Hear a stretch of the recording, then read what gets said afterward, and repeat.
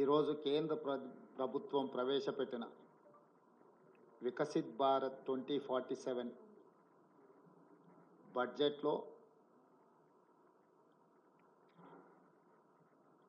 తెలంగాణ రాష్ట్రం పట్ల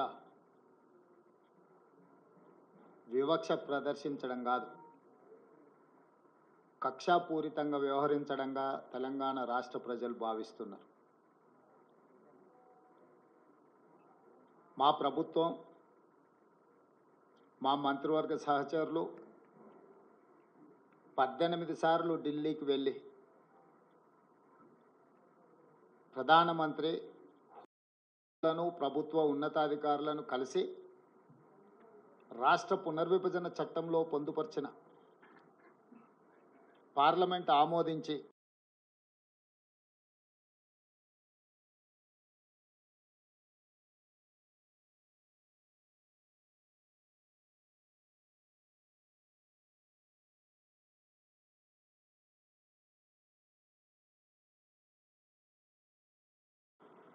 నేను ఉప ముఖ్యమంత్రి బట్టి విక్రమార్క గారు ప్రధానమంత్రి గారిని కలిసి ఎన్నికలు ముగిసిపోయినాయి, వివక్ష లేని వివాదాలు లేని సత్సంబంధాలను రాష్ట్ర కేంద్ర ప్రభుత్వాల మధ్యలో నెలకొల్పి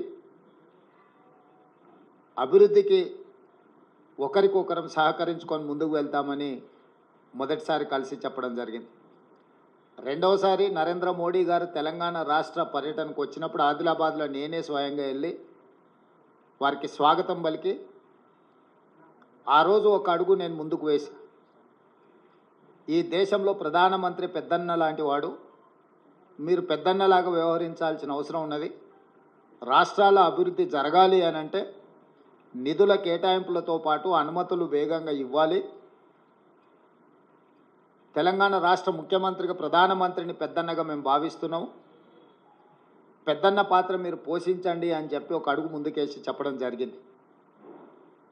ఆ తర్వాత జాతీయ ఎన్నికల తర్వాత నరేంద్ర మోడీ గారు మూడవసారి ప్రధానమంత్రిగా బాధ్యత స్వీకరించిన తర్వాత ఇప్పటి బడ్జెట్లో తెలంగాణ రాష్ట్రానికి అవసరమైన నిధులను, అవసరమైన ప్రణాళికను పొందుపరిచి తద్వారా తెలంగాణ రాష్ట్రానికి సహకరించమని చెప్పి మూడవసారి ఢిల్లీకి వెళ్ళి ప్రధానమంత్రి గారిని కలవడం జరిగింది.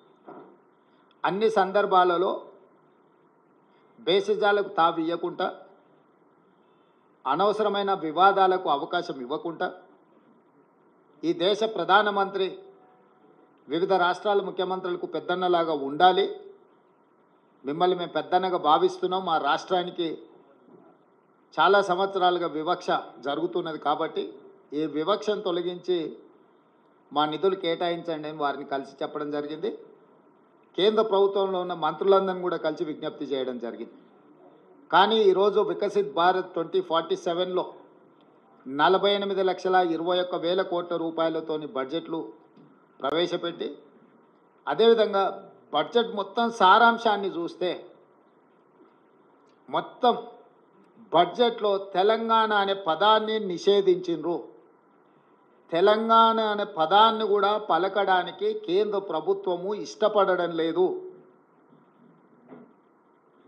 10వ బడ్జెట్ సమావేశాల సందర్భంగా ప్రధానమంత్రి గారు తెలంగాణ రాష్ట్ర ఏర్పాటు ప్రక్రియను తప్పుపట్టినప్పుడు, తెలంగాణ రాష్ట్ర ఏర్పాటు ప్రక్రియనే పార్లమెంటు విధి విధానాలు ఉల్లంఘించి ఏర్పడింది అని అన్నప్పుడు వారి మనసులో ఇంత కక్ష ఉంది తెలంగాణ పట్ల అనేది తెలంగాణ ప్రజలు ఊహించలేదు.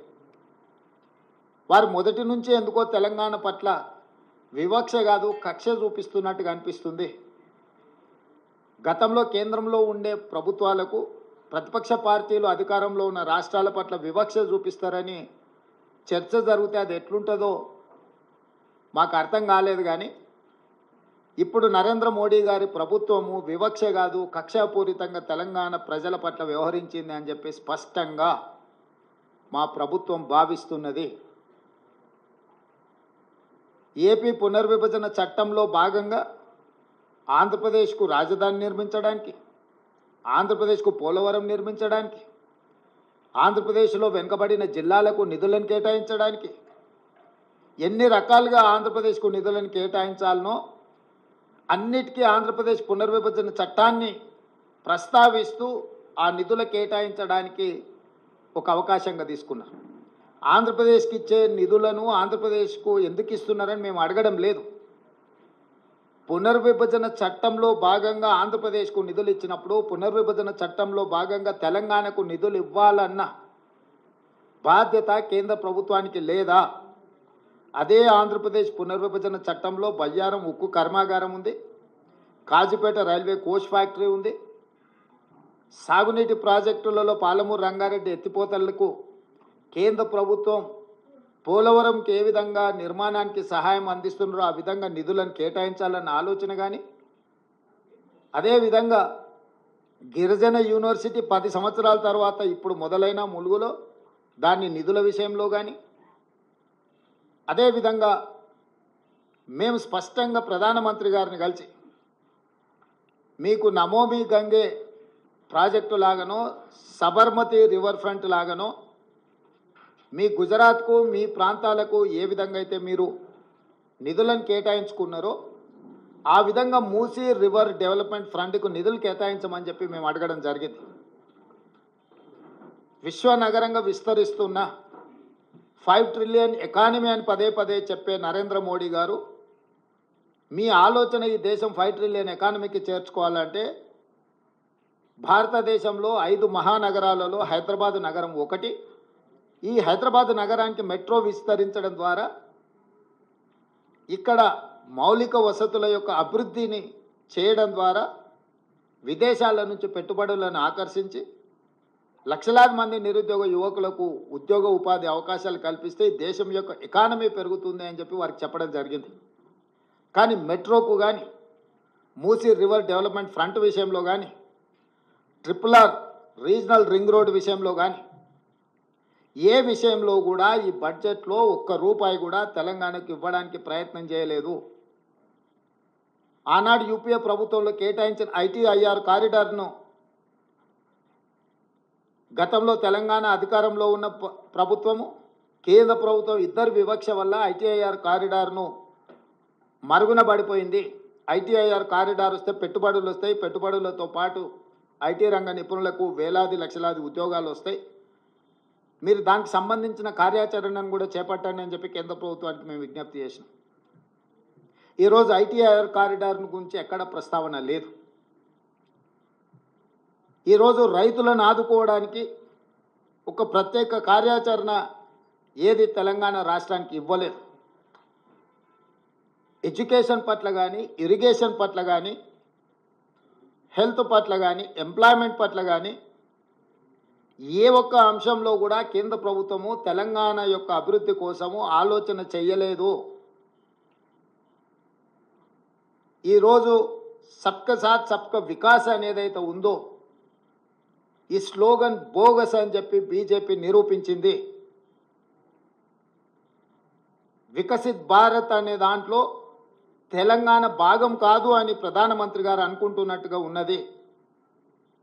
అసలు మొత్తం బడ్జెట్ను స్థూలంగా చూస్తే వికసిత్ భారత్ 2047 48,21,000 కోట్ల రూపాయల బడ్జెట్ను చూస్తే కుర్చీ బచావో బడ్జెట్ లాగా ఉన్నది.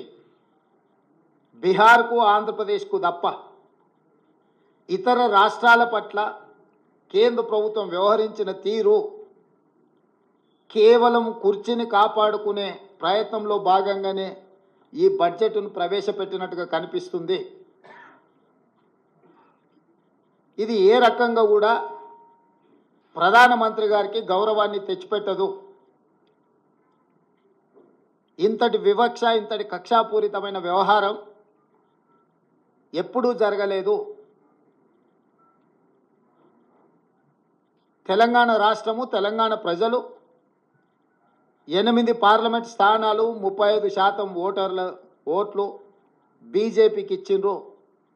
తెలంగాణ ప్రజలు ఎలాంటి వివక్ష బీజేపీ పట్ల చూపించలేదు. తెలంగాణ ప్రజల యొక్క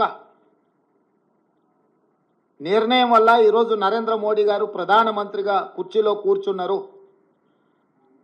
8 సీట్లను తెలంగాణ రాష్ట్రం నుంచి గెలిపిస్తే కృతజ్ఞత చూపించాల్సిన బీజేపీ కేంద్ర ప్రభుత్వం నరేంద్ర మోడీ గారు తెలంగాణ పట్ల కక్షాపూరితంగా వ్యవహరించిండ్రు. ఎన్నికల కంటే ముందు నేను పదే పదే చెప్పిన, ఓట్లు సీట్లు మాత్రమే తెలంగాణ నుంచి కావాలి, కానీ తెలంగాణ ఆత్మగౌరవం పట్ల కేంద్ర ప్రభుత్వానికి ఎలాంటి పట్టింపు లేదు అని. ఈరోజు అదే విధంగా కేంద్ర ప్రభుత్వం వ్యవహరించింది. కేంద్ర మంత్రిగా ఉన్న కిషన్ రెడ్డి గారు ఈరోజు తెలంగాణ ప్రజలకు సమాధానం చెప్పాలి. బీజేపీ అధ్యక్షుడిగా నరేంద్ర మోడీ గారి మంత్రివర్గంలో యూనియన్ క్యాబినెట్ మినిస్టర్గా కిషన్ రెడ్డి గారు బాధ్యత వహించాలి. తెలంగాణకు జరిగిన అన్యాయానికి తెలంగాణ ప్రజలకు క్షమాపణ చెప్పి తక్షణమే మోడీ మంత్రివర్గం నుంచి తప్పుకోవాలి కిషన్ రెడ్డి గారు. ఇంతటి వివక్ష ఎప్పుడూ జరగలేదు. కేవలం కుర్చీ కోసం మౌనంగా ఉండడం ఇది సమంజసం కాదు. కిషన్ రెడ్డి గారు ఈరోజు తెలంగాణకు బయ్యారం ఉక్కు కర్మాగారం, Kazipet railway coach factory, IIM, ప్రతి రాష్ట్రంలో ఐఐఎం ఉంది. మేము ఐఐఎం కావాలి తెలంగాణ రాష్ట్రంలో లేదు అనిస్తే ధర్మేంద్ర ప్రధాన్ గారు నాకు లేఖ రాసిండ్రు, మీ రాష్ట్రానికి ఐఐఎం ఇవ్వము అని. భారతదేశంలో ప్రతి రాష్ట్రంలో విద్యార్థులు చదువుకోవడానికి ఐఐఎంలు ఉన్నప్పుడు తెలంగాణ రాష్ట్రానికి ఎందుకు ఇవ్వరు? నేను ప్రధానమంత్రి గారిని కలిసి స్వయంగా ఐఐఎంకు లెటర్ ఇస్తే ప్రధానమంత్రి గారు సంబంధిత శాఖ మంత్రికి పంపిస్తే ధర్మేంద్ర ప్రధాన్ గారు నాకు లేఖ రాసిండ్రు 3 రోజుల క్రితం, మీ తెలంగాణ రాష్ట్రానికి ఐఐఎం ఇవ్వము అని. ఎందుకు ఇవ్వరు? ఐఐఎం మనకి ఇవ్వనప్పుడు కిషన్ రెడ్డి గారు ఎందుకు కొనసాగుతున్నాడు కేంద్ర మంత్రిగా?